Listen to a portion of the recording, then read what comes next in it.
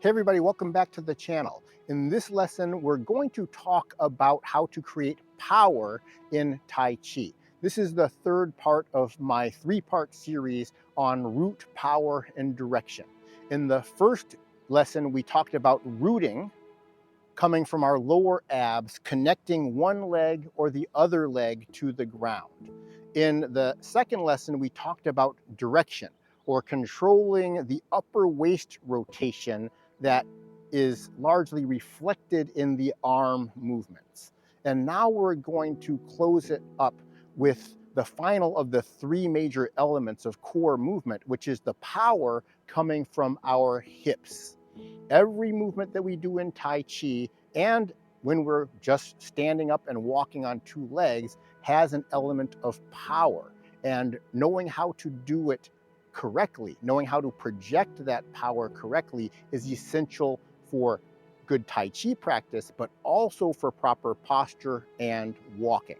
If you're new to the channel, I'm Dr. Todd Martin. I'm a family medicine practitioner and Tai Chi practitioner, creator of both the Tai Chi Code and the Walking Code. If you find this video helpful, drop me a comment and let me know how it benefited you. Subscribe to the channel if you're not already a subscriber, and click that like button. Let's go ahead and get started. In the first part of this series, we talked about the root coming from our lower abs, connecting or tethering one leg to the ground and allowing us to free up the other leg from the ground, and allowing us to shift weight smoothly from one leg to the other. In the second part of the series, we talked about the direction coming from our upper waist muscles that control rotation of the upper torso. They work in cooperation with the muscles of the lower torso or the lower abs, either moving in the same direction, which I call concordant rotation, or moving in opposite directions, where the upper abs turn in the opposite direction from the lower abs. Torsional or spiral rotation there. Now we're going to talk about the power that comes from the hips. Our hips are going to power by one of two methods, either by flexing from our abdominal core flexors here, the psoas muscles, primarily the iliopsoas complex, or extending from our glutes in the back. Flexion or extension. That is how we are creating power that's going to allow us to move through space. When we are creating power correctly, we should be powering from one leg or the other. This allows us to rotate properly, because we have rotation coming from the upper waist, rotation coming from the lower waist, but hip power also creates rotation. As I'm doing a push, I'm rotating from the upper waist, but I'm also pushing off the ground, powering that rotation, cooperating with the upper waist muscles and the lower waist, which is rooting my right leg in this situation to create that push. If I were to flex my right hip instead of extending, instead of creating a motion pushing me that way, flexing the hip pulls me in this direction, the opposite direction. So as I'm doing rotational movements like this, I'm flexing my right hip, allowing the body to turn into that flexing hip. As opposed to if I extend the hip, it pushes or deflects the rotation from the upper waist, visualized in the hands, deflects it out away from the pushing hip. Flexing hip is receptive. Pushing hip expands outward away from that hip. So that is how we create power. One or the other, and only on one side, because I don't want to push with this hip and push with this hip, because now I'm stuck. I can't rotate. I'm using force against force. I also don't want to push with one hip and flex the other hip, because then I end up with an overstriding motion. This is particularly visible when people walk. If you push with one hip and flex the other, you end up with this overstriding action instead of using one hip to create the power, which allows us to walk smoothly and without overstriding, and also with good posture and alignment of the spine and the pelvis. Let's look at the Tai Chi posture of brush knee and talk about the power. In my previous lesson on direction, we used brush knee as well, but I was focusing on the rotation of the waist. Now let's focus on the power coming from the hips. Coming out of parting the wild horse's mane, we're going to go into crane cools its wings. Here I'm flexing my left hip, and then I'm going to rotate the waist. The toes of the left foot are going to come down, but my left hip is still flexing. Now I'm going to extend the left hip, pushing down against the ground, and that creates this motion.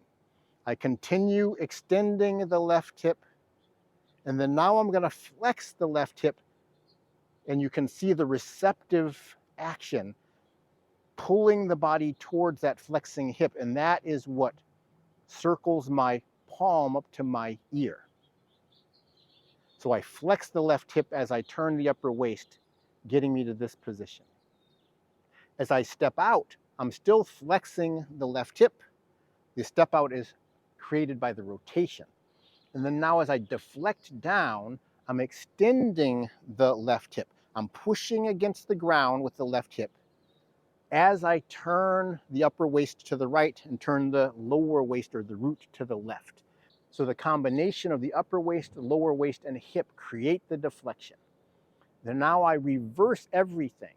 I'm going to push off the right glute as I turn the upper waist to the left and turn the lower abs to the right, creating the push.